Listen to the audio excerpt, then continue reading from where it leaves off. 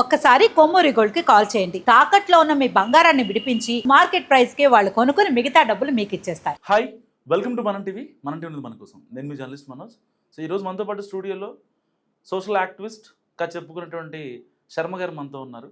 ఇప్పుడు ఆయన మంగ్లీ గురించి మనతో కొన్ని భయంకరమైనటువంటి నిజాలు చెప్పబోతున్నారు. ఏంటి తెలుసుకుందాం. నమస్కారం శర్మ గారు. నమస్కారం. మీ దగ్గర ఆధారాలు ఏం చెప్పారు? మంగ్లీ అసలు ఆవిడకి ఏం తెలియని చెప్తున్నారు. ఏం జరిగింది ఇక్కడ? సుబ్బు కరెక్టా, మంగ్లీ కరెక్టా, అరెస్ట్ అయిన మధు ఏం చెప్తాడు ఇప్పుడు విచారణలో? ఇక్కడ మొత్తం ఇదంతా కూడా క్రియేట్ చేసింది సుబ్బు, అలియాస్ సుబ్బారావు గారు, అడ్వకేట్ సుబ్బారావు గారు. నాకు ఈ సుబ్బారావు గారు ఒక ఇంటర్వ్యూలు ఇదివరకు కొన్ని చూశాను. ఆయన చెప్పినవి ఇవన్నీ చూస్తుంటే నాకు ఒక పాట గుర్తొస్తుంది. అదేమిటంటే, చిట్టి నా బుల్బుల్ చిట్టి చిట్టి నా బుల్బుల్ చిట్టి. గుర్తొచ్చింది ఆ పాట. జాతిరత్నాలు అనే సినిమాలో చిట్టి అనే ఒక లాయర్ ఉంటుందండి, అడ్వకేట్. ఆ అడ్వకేట్ గారిని ఆ సినిమాలో కామెడీ సీన్లో బ్రహ్మానందం గారు జడ్జి అడుగుతారనమాట, చెప్పమ్మా చెప్పు అంటే, చిట్టి ఇచ్చేయండి సార్, బెయిల్ ఇచ్చేయండి అని కామెడీ సీన్ ఉంటుంది. అప్పుడు ఆయన అడుగుతాడు, నువ్వు నిజంగా చదివి పాస్ అయ్యావా, చిట్టీలు పెట్టి స్లిప్లు పెట్టి రాసి పాస్ అయ్యావా అంటాడు. చిట్టీలు పెట్టి రాసి పాస్ అయ్యాను సార్ అంటది చిట్టి. అంటే ఇప్పుడు సుబ్బారావు గారిని అడుగుతున్నానండి, మీరు నిజంగా చదువుకొనే పాస్ అయ్యారా అని క్వశ్చన్ చేస్తున్నాం.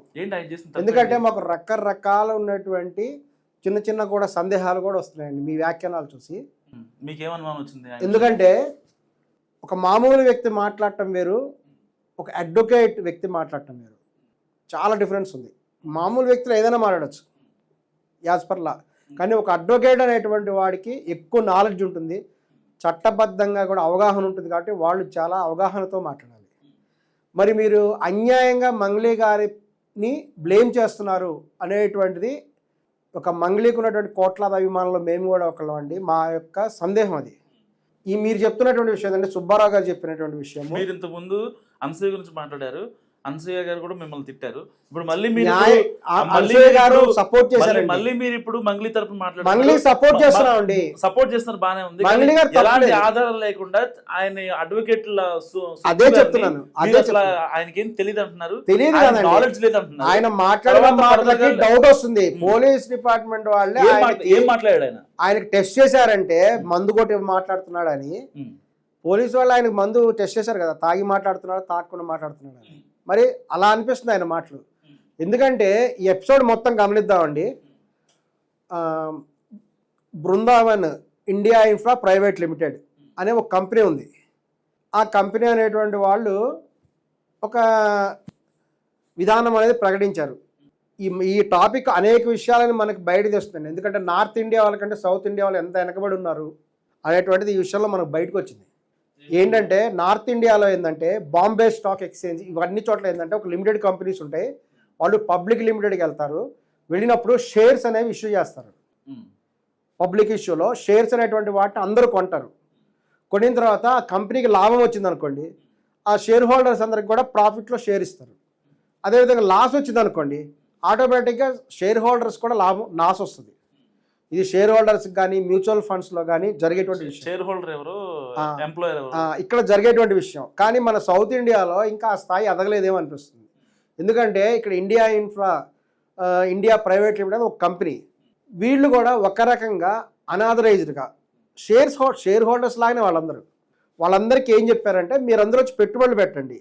షేర్ హోల్డర్స్ అంటే పెట్టుబడి తీసుకోవటం కదా, అందులో షేరే కదా, మీరు వచ్చి పెట్టుబడి పెట్టండి, ఇందులో లాభం వస్తే మీకు కొంత అమౌంట్ ఇస్తాం, ఒకవేళ ఇంకా కూడా డెవలప్ అయితే మీకు దాని బదులు ప్లాట్స్ ఇస్తాం ఈ అమౌంట్ తగ్గట్టు అని చెప్పారు. ఒక రకంగా వాళ్ళందరూ షేర్ హోల్డర్స్ ఇందులో. మరి అటువంటిప్పుడు కంపెనీ లాభంకి వెళ్ళినప్పుడేమో వీళ్ళకి లాభాలు కావాలి. వీళ్ళందరూ కూడా దురాశ పరులు. ఎవరైతే పెట్టుబడి పెట్టారో వాళ్ళంతా దురాశ పరులు. అంటే ఇప్పుడు బాధితులను దురాశ పరులు అంటారు మీరు? ఒక రకంగా దురాశ పరులే. ఎందుకంటే మన దేశంలో ప్రస్తుతం మన ప్రధానమంత్రి నరేంద్ర మోడీ గారి నాయకత్వంలో కొన్ని అద్భుతమైన పథకాలు ఉన్నాయి. మంత్లీ ఇన్కమ్ స్కీమ్స్ ఉన్నాయి, నెల నెల ఆదాయం వచ్చే విధంగా స్కీమ్స్ ఉన్నాయి, AA స్కీమ్స్ ఉన్నాయి. ఇవన్నీ గ్యారెంటీడ్ బై గవర్నమెంట్. అవన్నీ స్కీమ్స్ ఉంటాయి. అవన్నీ కాదని చెప్పేసి ఒక పోస్ట్ ఆఫీస్లో స్కీమ్లో వీళ్ళు ఇన్వెస్ట్ చేసుకోవచ్చు కదా, అక్కడ 5 లక్షలు 10 లక్షలు ఇన్వెస్ట్ చేసిన వాళ్ళు అక్కడ చేయరు. ఎందుకంటే అక్కడ గవర్నమెంట్ గ్యారెంటీ ఇస్తుంది కదా, ఇక్కడ వీళ్ళకి గవర్నమెంట్ గ్యారెంటీ ఉండదు. అంటే మీరు బాధితులను గొర్రెలు అంటారు. దురాశ. అక్కడ ఆశ, అది ఆశ మనిషికి ఉండొచ్చు, ఆశ ఉండాలి, తప్పులేదు. ప్రతి వ్యక్తికి ఆశ ఉంటుంది, నాకు కూడా ఆశ ఉంటుంది, దురాశ ఉండద్దు. వీళ్ళందరికీ ఏంటంటే మీరు ఏ ఆస్తితో మంగ్లీ గారు సపోర్ట్ చేస్తున్నారు? న్యాయం సైడ్ సపోర్ట్ చేయాలి, న్యాయం సపోర్ట్ చేయాలి. మంగ్లీయా వేరే వాళ్ళని కాదు, న్యాయం ఏంటనేది మంగ్లీ దగ్గర న్యాయం ఉంది. అసలు ఇక్కడ మంగ్లీ పేరెత్తడమే అన్యాయం. ఈ ఇన్సిడెంట్ మొత్తంలో మంగ్లీ పేరెత్తడమే అన్యాయం. అసలు సుబ్బు అనేటువంటి అతను చెప్తున్నారు కదా మంగ్లీ పేరు, అదే చెప్తున్నానండి. ఈ సుబ్బారావు అనేటువంటి అతను మంగ్లీ పేరెత్తడమే ఫస్ట్ అన్యాయం. అతను as advocate he should not use the Mangli's name. That is his problem, his drawback. అందుకనే సార్ మీరు ఎలా చదివి పాస్ అయ్యారని అడుగుతున్నారు. ఇక్కడ ఉండండి, జరిగిన ఇన్సిడెంట్ చెప్పనివ్వండి. ఈ సందర్భంలో ఏంటంటే ఒక ఇన్ఫ్రా కంపెనీ పెట్టారు, దానికి వీళ్ళందరూ పెట్టుబడులు పెట్టినప్పుడు వాళ్ళు ఏం చెప్పారంటే ఓకే ఇది అమౌంట్ పెరిగితే మీకు నెలకింత అమౌంట్ ఇస్తాము, 5% ఎంతో 6% వాళ్ళు చెప్పిన అమౌంట్, తర్వాత దానికి తగ్గినటువంటి రిటర్న్స్ ఇస్తామని చెప్పారు. కానీ వీళ్ళందరూ ఎంత స్వార్థపరులు ఉన్నారంటే కంపెనీ ప్రాఫిట్లో వచ్చినప్పుడు వీళ్ళకి డబ్బులు కావాలి. ఈ రోజున రియల్ ఎస్టేట్ రంగం అనేది కొలాప్స్ అయి ఉన్నది హైదరాబాద్లో. ఇది వీళ్ళందరూ తెలుసా? ఒక వ్యక్తి మీకు డబ్బులు ఇవ్వలేదంటే అతను మీకు ఎందుకు ఇవ్వలేదు అని మీరు ఎప్పుడైనా ఆలోచించారా? ఈ రోజున ప్రపంచ యుద్ధం జరుగుతున్నది, అమెరికా వాడు యుద్ధం చేస్తున్నాడు, అన్ని రంగాలు కొలాప్స్ అయి ఉన్నాయి. అందులో హైదరాబాద్లో, తెలంగాణలో, ఆంధ్రాలో కూడా రియల్ ఎస్టేట్ రంగం భూమి అంతా పేలిపోయి ఉన్నది. కాదు శర్మ గారు, ఎలా పే చేస్తారు? ఒక విషయం చెప్పండి. ఇప్పుడు మీరు కానీ నేను కానీ ఒక దాంట్లో ఇన్వెస్ట్ చేయాలంటే ఒక పెద్ద ఫేసో లేకపోతే పెద్ద కంపెనీయో ఒక ముఖం కనిపించాలి, లేదంటే కంపెనీ నేమ్ కనిపించాలి, అప్పుడే మనం ఇన్వెస్ట్ చేస్తా ఉంటాం. మీరు అంటున్నారు ఇండియా ఇన్ఫ్రా అని చెప్పి, దానికోసం వాళ్ళు డబ్బులు కలెక్ట్ చేసి దాని గురించి వస్తున్నా. ఇండియా ఎవరిని చూసి వాళ్ళు అక్కడ డబ్బులు పెట్టారు? కేవలం మీరు మాట్లాడేది ఒక మామూలు వ్యక్తిగా మీరు మాట్లాడుతున్నారు. మీరు మాట్లాడచ్చు, ఎందుకంటే మీకు అర్హత ఉంది. ఒక సాధారణ వ్యక్తికి మీరు మాట్లాడారు. ఒక అడ్వకేట్ మీరు ఇలా మాట్లాడకూడదు.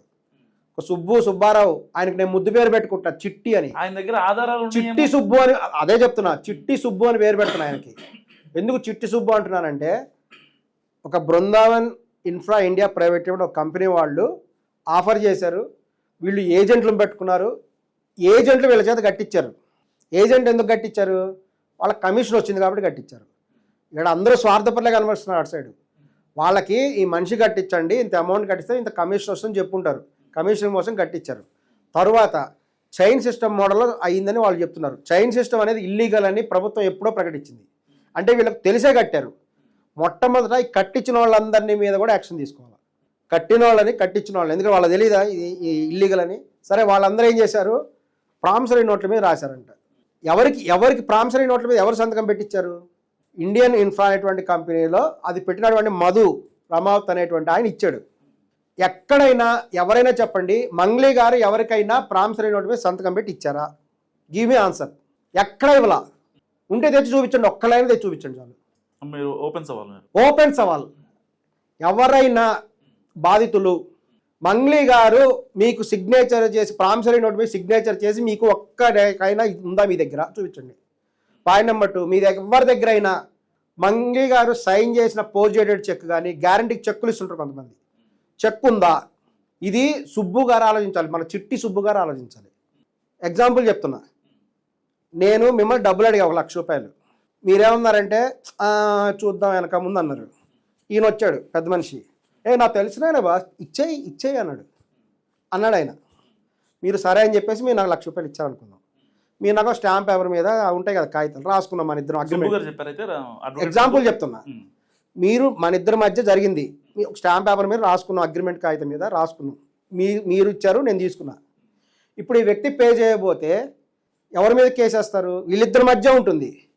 థర్డ్ వ్యక్తి నోటి మాట చెప్పాడంతే, అతను ఎక్కడైనా గ్యారంటీ సైన్. అందుకనే ఇటువంటి సందర్భాల్లో గ్యారంటీ సిగ్నేచర్ పెట్టించుకుంటారు with witness. Guarantee sign with witness ఎక్కడైనా మంగ్లీ పెట్టిందా? సుబ్బు ఆన్సర్ చెప్పు.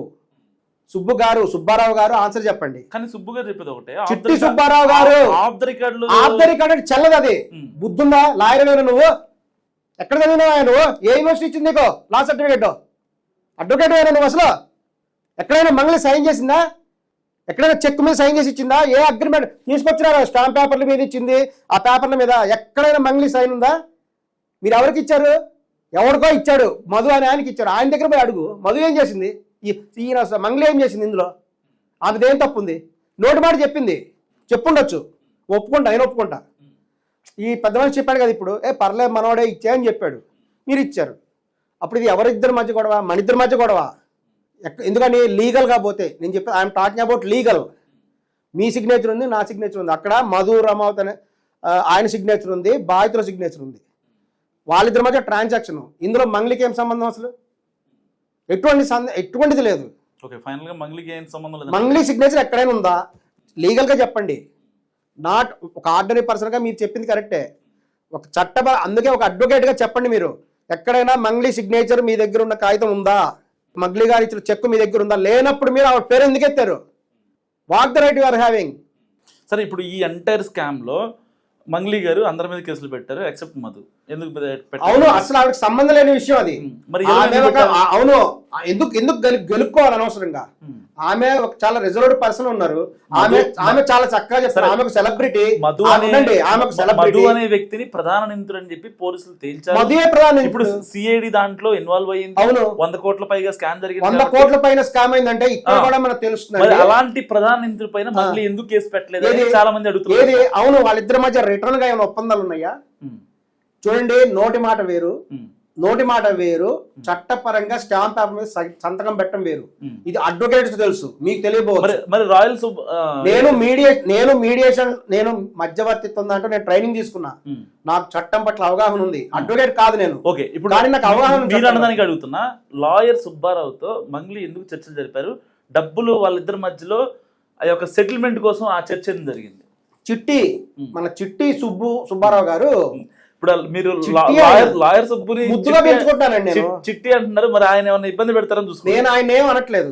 ఆయన చాలా గొప్ప వ్యక్తి, ఒక థర్డ్ వ్యక్తి. ఏదో నోటి మాటిగా ఇప్పుడు ఆమె ఒక సెలబ్రిటీ, ఆమె దగ్గరికి చాలా మంది వస్తారు, చొంగ కార్చుకునే బ్యాచ్ కూడా వస్తారు, ఎందుకంటే గొప్ప సింగర్ కాబట్టి. వాళ్ళలో చాలా మంది గమనించిన విషయం ఏంటో తెలుసా? ఆశ్చర్యకరమైన విషయం, వచ్చిన వాళ్ళలో ఎక్కువ భాగము వాళ్ళ సామాజిక వర్గాలు చెందిన వాళ్ళు ఉన్నారట. 80% పీపుల్ ఆర్ వాళ్ళ సామాజిక వర్గం చెందిన వాళ్ళు. దీన్ని బట్టి ఏం తెలుస్తుందంటే మన దేశంలో ఎస్టీ వాళ్ళు బ్రహ్మాండంగా ఆర్థికంగా డెవలప్ అయ్యారని అనిపిస్తుంది నాకు. 100 కోట్లు పెట్టుబడి పెట్టారంటే వాళ్ళు ఆర్థికంగా బలపడే ఉన్నారు.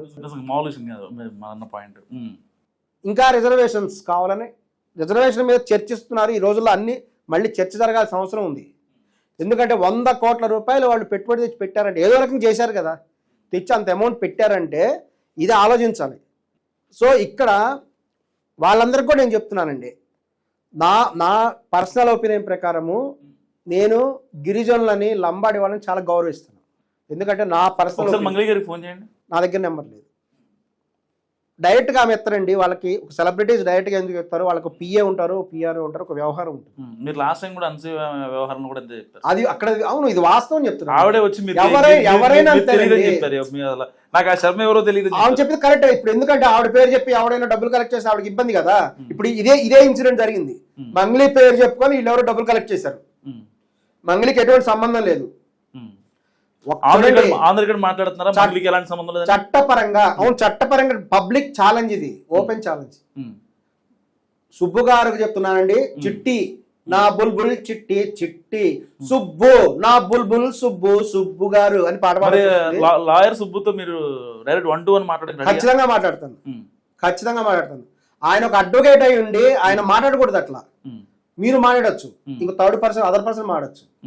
ఎందుకంటే మీకు తెలిసినటువంటి నాలెడ్జ్ వేరు, ఒక అడ్వకేట్ తెలిసిన నాలెడ్జ్ వేరు. యాజ్ ఏ అడ్వకేట్ ఎక్కడైనా రిటర్న్ సైన్ ఉందా, రిటర్న్ గా మంగ్లీ సిగ్నేచర్ మీ దగ్గర ఉందా అని ఓపెన్ ఛాలెంజ్ చేస్తున్న సుబ్బు గారికి.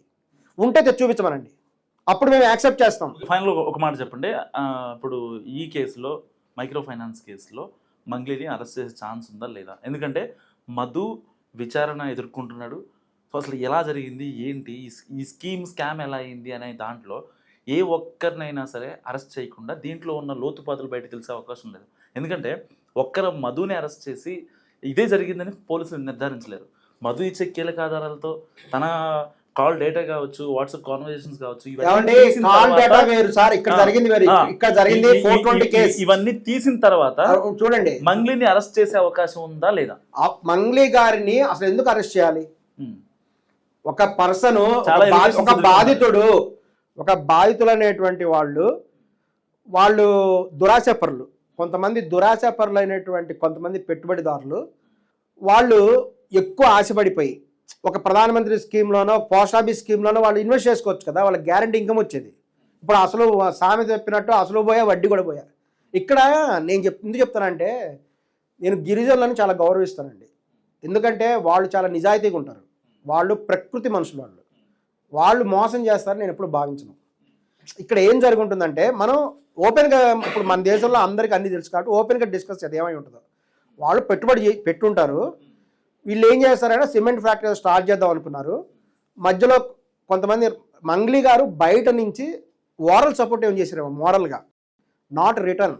ఆమె మీరు ఇంకొక ఛాలెంజ్ కూడా చేస్తున్నాను, మీది Gokula Nandan infra India private limited company ఉంది, దాని బోర్డ్ ఆఫ్ డైరెక్టర్స్లో ఎక్కడైనా మంగ్లీ గారు ఉన్నారా?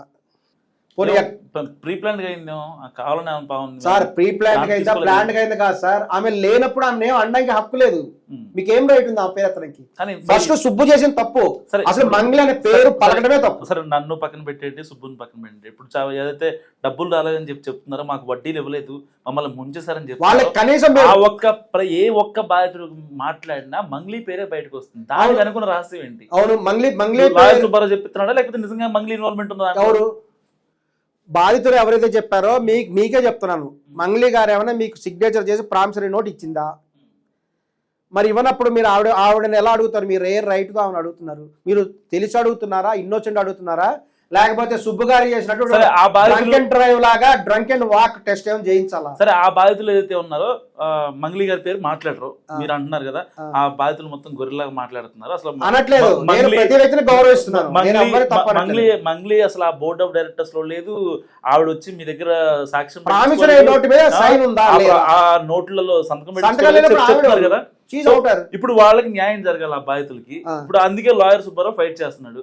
సో దానికి మీరు సపోర్ట్ చేయగలరా? సుబ్బు అనేటువంటి ఆయన తప్పకుండా వాళ్ళు కూడా న్యాయంగా ఆలోచించాలి. నేను చెప్పినట్టు ఇందాక నార్త్ ఇండియాలో బాంబే స్టాక్ ఎక్స్చేంజ్, ఇది అందరూ తెలిసి ఉండొచ్చు. ఇక్కడ కూడా ఎక్స్చేంజ్ లో వీళ్ళు కూడా షేర్ హోల్డర్స్. అక్కడ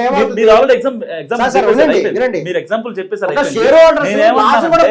నేనేమంటున్నానంటే ఇప్పుడు వాళ్ళు షేర్ హోల్డర్స్ కాదు, వాళ్ళు ఇన్వెస్ట్ చేశారు, అధిక వడ్డీ రాసి చూపి ఇన్వెస్ట్ చేసినటువంటి బాధితులు. సరే, మీరు బాధితులు కాదు దురాశపరులు అంటున్నారు. దురాశపరులు కాదు, గవర్నమెంట్ వాళ్ళు దురాశ వస్తాయి కదా, వాళ్ళు బాధితులు. నేనంటున్నా మీరేమో దురాశపరులు, దురాశ పెట్టుబడి. నేనేమంటున్నా ఇప్పుడు వాళ్ళు మంగ్లీ పేరు చెప్పరు ఇకపై, ఓకేనా? లాయర్ సుబ్బు వాళ్ళ కోసం ఫైట్ చేస్తున్నాడు, మంగ్లీ పేరు మాట్లాడుద్దని ఇప్పుడు మీరు అంటున్నారు కదా. వాళ్ళు దురాశతో వెళ్ళారు, వాళ్ళు బాధితులు కాదని చెప్తున్నారు. వాళ్ళకి రావాల్సిన డబ్బుల్ని మీరు రెక్టిఫై చేయగలరా? వాళ్ళు తెప్పించగలరా? అక్కడ జరిగిన విషయం మనం అనాలిసిస్ చేద్దాం, ఏం జరుగుతుందని. వాళ్ళందరూ కూడా పెట్టుబడి పెట్టుంటారు, వీళ్ళు వెళ్ళేసేసి అక్కడ సిమెంట్ ఫ్యాక్టరీ స్టార్ట్ చేద్దాం అని అనుకున్నారు. బహుశా అది అవ్వలేదు, కొన్ని కారణాల వల్ల లేట్ అయి ఉండొచ్చు, పర్మిషన్ రాకపోవటం. ఇంకొకటి ఏంటంటే వీళ్ళు తీసుకొచ్చి కొంత రియల్ ఎస్టేట్లో పెట్టుబడి పెట్టుండొచ్చు. హైదరాబాద్లో వాళ్ళ ఆఫీస్ ఉంది, మియాపూర్లో. నిన్నంతా సెర్చ్ చేయడం జరిగింది వాళ్ళదంతా వెబ్సైట్లో, వాళ్ళు ఎవరు ఏంటి కదా అని చెప్పేసి. వాళ్ళకి Gokul Nandan India infra private limited ఒక కంపెనీ పెట్టుకున్నారు. వాళ్ళంతా బహుశా అంటే మనం ఇమాజినేషన్ అయి ఉండొచ్చు, అదే అయి ఉంటుంది బహుశా. వాళ్ళందరూ వెళ్ళి ఆ రియల్ ఎస్టేట్లో పెట్టుబడి పెట్టుంటారు. ఈ రోజున రియల్ ఎస్టేట్ డౌన్ అయింది, చాలా చోట్ల కొనుగోలు అమ్మకాలు లేవు, కొనేవాళ్ళు లేడు. దీనికి కారణం ఏంటంటే ఒక వ్యక్తి కాదు, ఇప్పుడు అంతర్జాతీయంగా ఉన్న పరిస్థితులు అలా ఉన్నాయి. అమెరికా వాళ్ళు యుద్ధం చేస్తున్నారు కాబట్టి ఇంటర్నేషనల్ లెవెల్లో మొత్తం డౌన్ ఉంది ఎకనామిక్ సిస్టమ్. సో ఈ రోజున ఎక్కువ రేటు పెట్టుకునే వాళ్ళు లేరు. వాస్తవం కొంతకాలం ఎఫెక్ట్ ఉంటుంది. ఈ విషయం వల్ల బహుశా ఆ పర్సన్ వీళ్ళకి పెట్టుబడి లాభాలు పంచడంలో ఎందులో లేట్ అయింది. బాధితులకు న్యాయం జరగాలంటే ఏం చేయాలి చెప్పండి? బాధితులకు న్యాయం చేయాలంటే వారు ఎవరికి ప్రామిసరీ నోటు మీద సంతకం పెట్టి ఇచ్చారో వాళ్ళని పోయి అడగాలి. ప్రతి వ్యక్తి దగ్గర వాళ్ళ దగ్గర వాళ్ళు చూపించమనండి, మనం చెప్ప వాళ్ళ దగ్గర ఎవరు ఇచ్చుంటారు? కంపెనీ వాళ్ళు ఇచ్చుంటారు. ఇప్పుడు అందుకనే కదా ఈయన అరెస్ట్ చేసింది, అదే కదా. గవర్నమెంట్ కరెక్ట్గా పనిచేస్తున్నది, ఇందులో ఎటువంటి డివియేషన్ లేదు. పోలీసులు ఎప్పుడు కరెక్ట్ ఉంటారండి, బయట వాళ్ళు నోటికి ఏదో. పోలీసులు వాళ్ళకి ఈ తాగొచ్చాడని టెస్ట్ చేయడం correct. Police have right to test the person. ఆయన మందు కొట్టి మాట్లాడుతున్నాడా మామూలుగా మాట్లాడుతున్నాడా అనే సందేహం నాకు కూడా వచ్చింది. ఎందుకంటే ఆయన మాటలు అలా ఉన్నాయి. మాటికి మంగ్లీ పేరు ఎందుకు ఎత్తాడు ఆయన? ఆమె ఏం చేసింది? ఆయన కూడా ఆమె బర్త్డే పార్టీకి 10 లక్షలు ఇచ్చాడంటే గిఫ్ట్. ఇస్తారండి, వాళ్ళ ఇష్టం, అది ఇస్తాడు. బహుశా మంగ్లీ గారు కూడా ఆమె సైడ్ నుంచి ఆలోచిద్దాం. మనం ప్రతి ఒక్కరికి న్యాయం చేయాలి. ఇక్కడ మంగ్లీ గారి పేరు ఫస్ట్ ఇక్కడ తేకూడదు. మంగ్లీకి ఎటువంటి సంబంధం లేదు ఇందులో. పూర్తిగా బృందావన్ ఇండియా ప్రైవేట్ లిమిటెడ్ దాని ఎండి ఎవరైతే ఉన్నా ఆయన అరెస్ట్ అయ్యాడు ఆల్రెడీ. సో అరెస్ట్ అయ్యాడు కాబట్టి ఇక్కడ ఏంటంటే ఈ డబ్బులు బయటపడటం ఇవి కొన్ని జరిగినాయి. ఇంకా ఆ పెట్టుబడిదారులు కూడా ఆలోచించాలి. వీళ్ళు మీ వర్గానికి చెందినటువంటి వాళ్ళు కదా, వాళ్ళు మీకు లాభాలు ఇవ్వలేదు, ఏదైనా లేట్ అయిందంటే ఎందుకు లేట్ అయింది, వాళ్ళకి ఏదైనా సమస్య ఉందా అని తెలుసుకోవాలి. ఈ రోజున మొత్తం డౌన్ ఉంది, రియల్ ఎస్టేట్ మొత్తం డౌన్ ఉంది. వాళ్ళు చెప్పినట్టుగా సిమెంట్ ఫ్యాక్టరీ అనేది స్టార్ట్ అయి ఉండదు బహుశా. ఇవన్నీ కానీ ఇప్పుడు ఒక వ్యక్తి ఉంటాడు, ఒక బిజినెస్ స్టార్ట్ చేస్తాడు, బిజినెస్ స్టార్ట్ చేసినప్పుడు లాస్ కూడా వస్తుంది ఒక్కోసారి, అన్నిసార్లు ప్రాఫిట్ రాదు కదా. రైట్, థ్యాంక్ యూ శర్మ గారు. సో ఇది శర్మ గారు అనాలిసిస్. మీరేమనుకుంటున్నారు మస్తుగా కామెంట్ చేయండి. చూస్తూనే ఉండండి మనం టీవీ.